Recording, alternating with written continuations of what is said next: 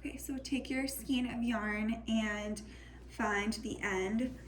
You can do that by looking for this outer thread that's around the skein.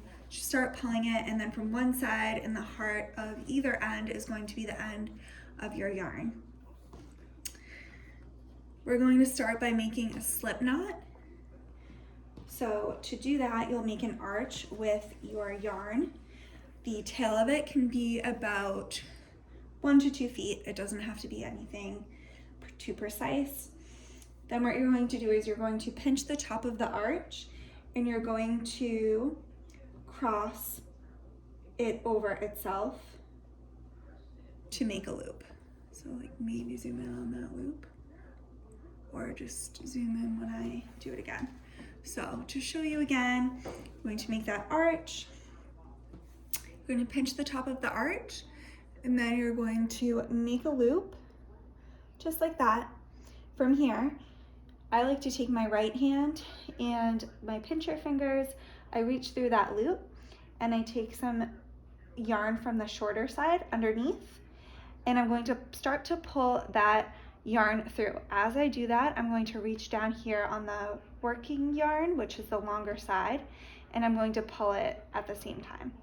And that's going to create a slip knot, a nice secure knot. I'll do that one more time just to show everyone.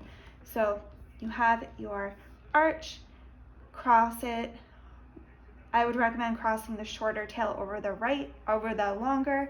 Doesn't really matter, but it does when you pull the side of the yarn through. So reaching through with your pincher fingers, taking hold of some of the shorter side yarn and pulling the longer side simultaneously. So you have your slip knot. Now you can put it back down, I think. And then you can kind of manipulate it to get the size you want. It should be about 2 inches or so. But more importantly, you want to match all of your loops up together in terms of size. So you have one loop here. I'm going to actually make mine just a little bit bigger. Now the next step is to take your pincher fingers again. This time I'm using my left hand, and I'm going to be pinching and working through with my left hand as I guide this working yarn with my right hand. So I'm reaching through the loop, taking some working yarn from underneath, pulling it through, and creating another loop the same size right next to it. It's going to kind of look like a pretzel.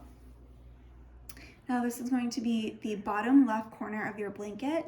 So we're going to be zigzagging from left to right as our first row, then coming up, going from right to left for our second row, and zigzagging all the way up to make our blanket.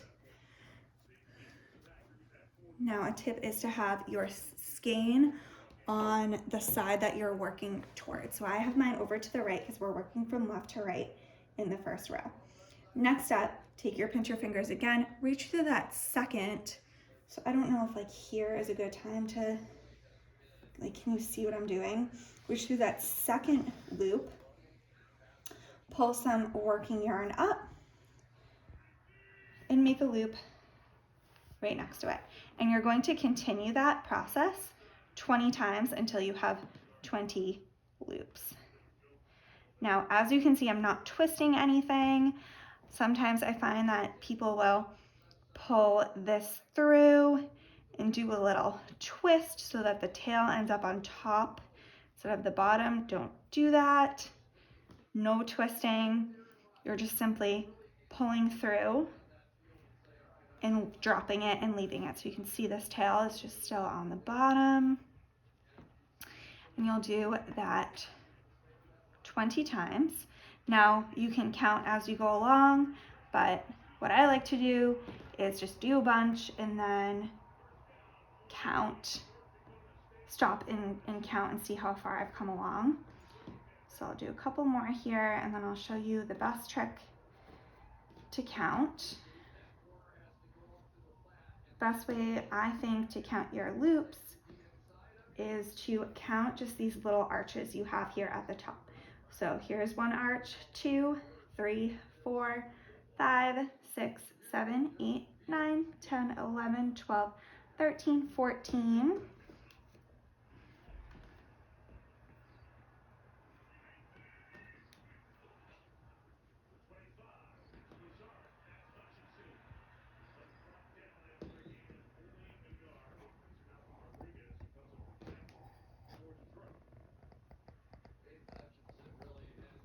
And there's 20. So you can count again. You can see that they're all pretty similar in size. I like to keep it pretty loose. A few holes here and there. Peeking through is just fine. 1, 2, 3, 4, 5, 6, 7, 8, 9, 20. Now the next step, we're going to move on to our second row. The first step in creating a new row is to take your skein and let out a little bit of slack. Take your skein, you can tell I have toddlers, and move it all the way over to the opposite side that you will be working towards in this next row. So first row, we work from left to right. Second row, we're working right to left. So I brought my skein over here to the left. Now, what you're going to do for your first loop in your second row is you're going to reach through this last loop you have here. So this is your 20th loop. Pinch your fingers, reach through, grab some yarn just like you had before. This time, the tail of your yarn though is going towards the left. That's why we move our skein in that direction. So you're going to be reaching through, pulling a loop through, and then just placing that on top. It might be off to the side a little bit. It's okay if it looks a little awkward. Do that one more time. So you can see that your tail is kind of going around here, not your tail, your working yarn. Pinch your fingers, go through your loop, take some yarn, pull it up, make another loop, and set this loop right on top of your 20th one. So this is your first loop in your second row. Now to continue on your second row, I think this is the hardest row of all, but the reason for that is just because it's tricky to see exactly where you're supposed to pull from. So if you look down, we're pulling from every loop, and if you remember, the arches are what you want to look for when you're looking for a loop.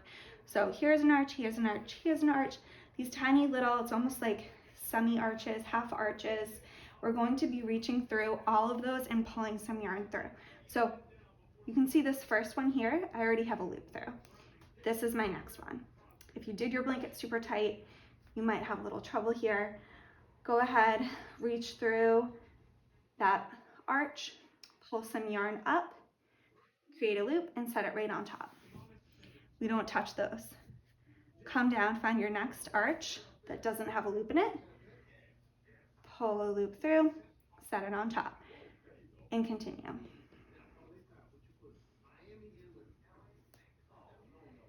It's really important to work on a flat surface and press your work down into your surface after you've completed your section, because keeping the structure of your blanket like this is really what's going to keep it organized and neat, and it's really going to add to the overall outcome if you just keep it very structured and steady.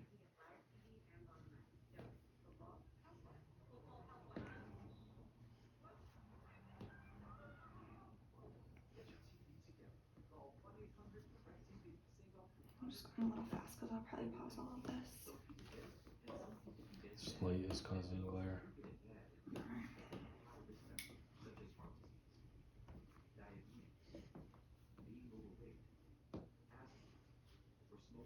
Holy crap, I'm so out of breath from talking.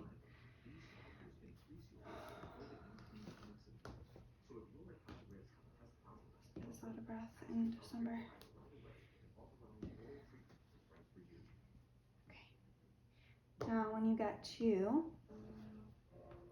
the end here, just make sure that you don't forget your last little loop right here. So this was your slip knot loop. A lot of people forget this one. Just don't forget about that. Pull it through, and now you can go back and count your loops. 1, 2, 3, 4, 5, 6, 7, 8, 9, 10, 11, 12, 13, 14, 15, 16, 17, 18, 19, 20. Awesome. Now you can do more loops if you're making a bigger blanket. The amount of loops is going to determine the width of your blanket, while the amount of rows is going to determine the height. So I'm working on my row 3. We've gotten past the toughest part. Everything from here on out is complete repetition and the same old thing. So of course move your skein to the opposite side. Mine's down to the right now. We're going to be doing the same thing that we did to start our row 2 to start our row 3. So this last loop that you did, you're going to reach through, pinch some yarn, pull up, create a loop, set it on top. Now, this row is where it gets so much easier, Sammy, over there, because instead of reaching for those little arches, you can actually just pull through these individual loops. So I have my first one done, set it and forget it, moving to number 2, pulling a loop through, setting it on top. Remember to keep your loops similar in size. It's very easy as muscle memory kicks in to kind of go quick and start getting really tight with your loops, but just try to keep them similar in size, about 2 inches, like 1 to 2 inches. Some people like the more traditional, tighter look, and some people like theirs to be a little more forgiving and loose.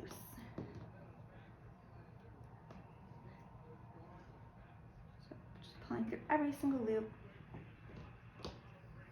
And I always like to leave out some slack. I have quite a lot out right now, but usually just try to leave out about 2 to 3 feet and kind of pull it as I go.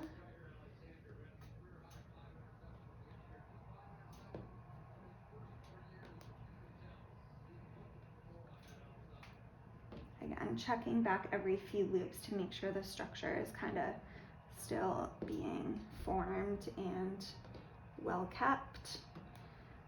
And now you have your loops. Feel free to go back and count. And then we'll do one more like that, and then I will show everyone how to cast off. Taking this, moving it to the left this time. Reaching through your last loop in that row, pulling a loop through, setting it on top. Same old thing, going through every loop here. And now you can see that it's starting to kind of come together.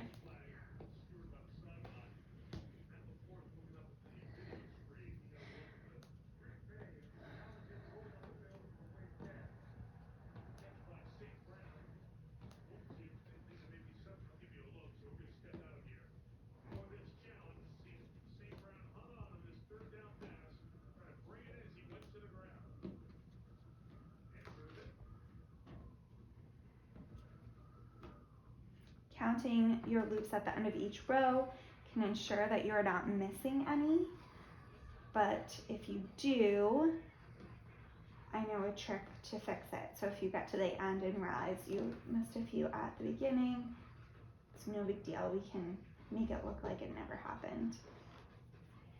Okay, so now I have these rows finished. Let's say I'm ready to complete my blanket. This is called the cast off row. So what I would do is take my skein, of course, like any row, I'm going to move it to the side that I'm working towards.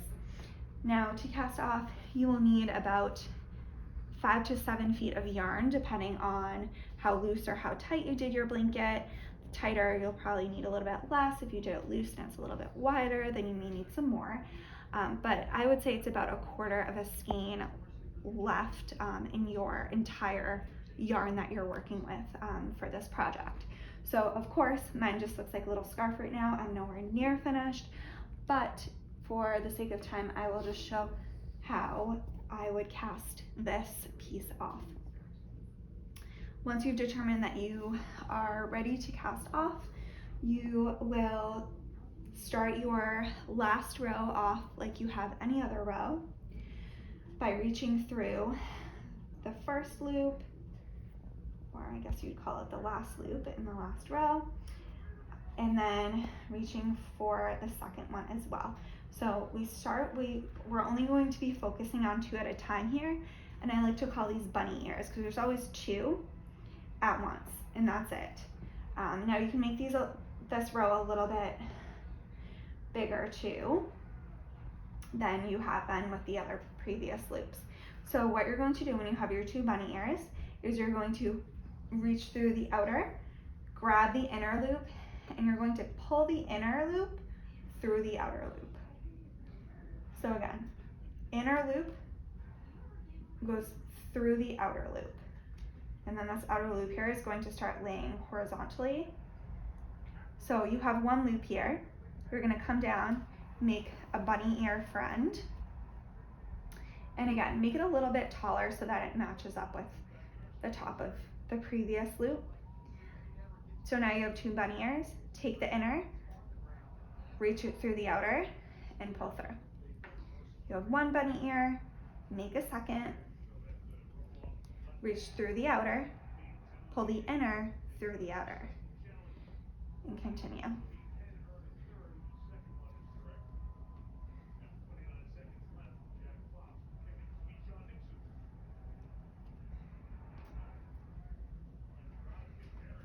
Now you can start to see up here that this beautiful braid is forming. I maybe did mine a little bit loose right there, but it's going to eventually match the first row of your blanket. So continue on that. 2 loops, pull through. If you're finding that you are kind of reaching this way a little bit and you don't have enough slack, then you're probably doing yours a little bit too tight. But just play around with it until you are comfortable with the look of that horizontal pattern.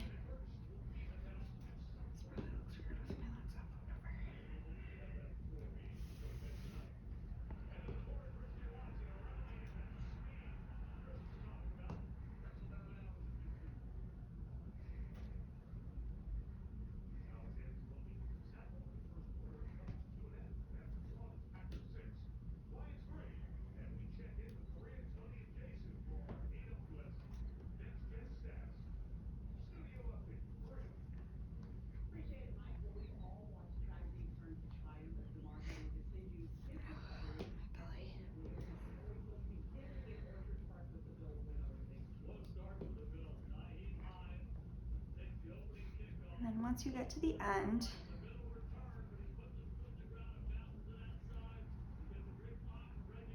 make a loop a little bit shorter, tie a knot onto it right like that. And then I can explain the rest, but this is what your blanket should look like, except 20 times taller.